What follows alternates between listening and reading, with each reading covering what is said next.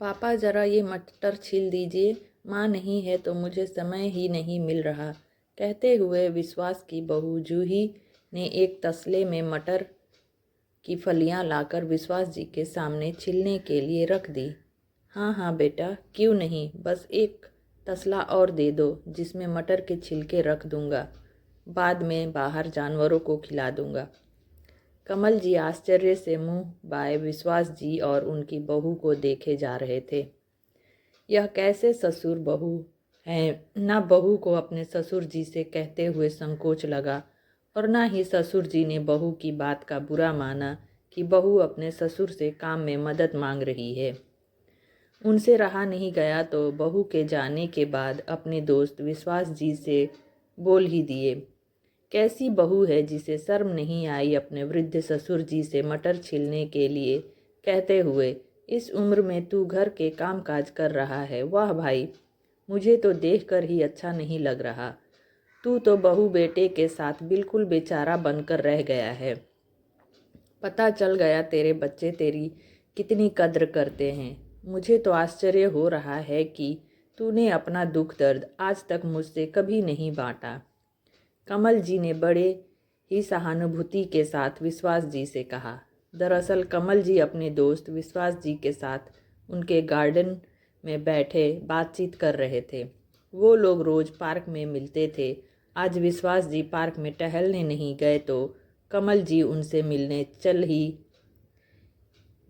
दिए। जब दुख दर्द होगा तब तो बांटूंगा तेरे साथ। तू गलत समझ रहा है मुझे। मेरी बहू बेटे के साथ कोई दुख दर्द नहीं है। आजकल तुम्हारी भाभी जी अपने मायके गई हुई हैं और चलते समय मुझे समझा कर गई थी कि घर के कामों में बहू की मदद कर दिया करना। वो बेचारी अकेले छोटे बच्चों के साथ परेशान हो जाएगी। विश्वास जी हंसते हुए बोले, क्या मतलब, तुझे घर के काम करते हुए कोई तकलीफ नहीं होती, और वो भी बहू की मदद? भाभी जी के साथ तो कभी काम करते नहीं देखा।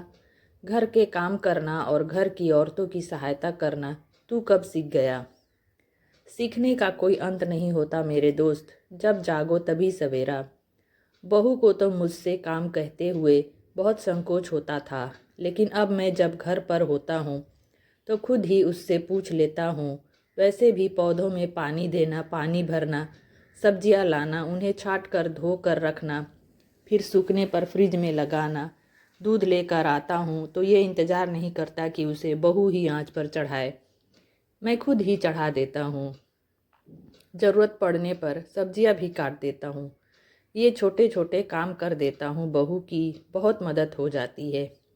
जब रिटायर्ड हो गया हूँ तो समय ही समय है, अपने लिए भी वक्त रहता है और घर के लिए भी। खाली बैठकर ऊब जाऊंगा और शरीर भी बेकार हो जाएगा। इसलिए जब तक शरीर चले चलाना चाहिए। हम भी खुश, परिवार वाले भी खुश।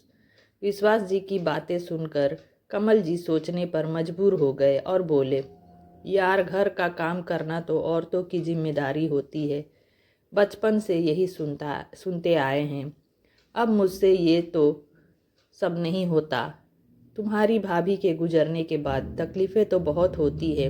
बहू भी हर समय चिड़चिड़ती रहती है, लेकिन क्या करूं, अब चाहूं भी तो मुझसे तो घर का कोई काम होता ही नहीं। तो अब सीख ले, सीखने का कोई अंत नहीं होता। जब चाहो तब सीख लो, कोशिश करो, धीरे धीरे आदत में आ जाएगा। एक पते की बात बताता हूँ, घर के कामों में बहू की मदद कर दिया करो। वो भी खुश रहेगी तो तुम्हें भी खुश रखेगी।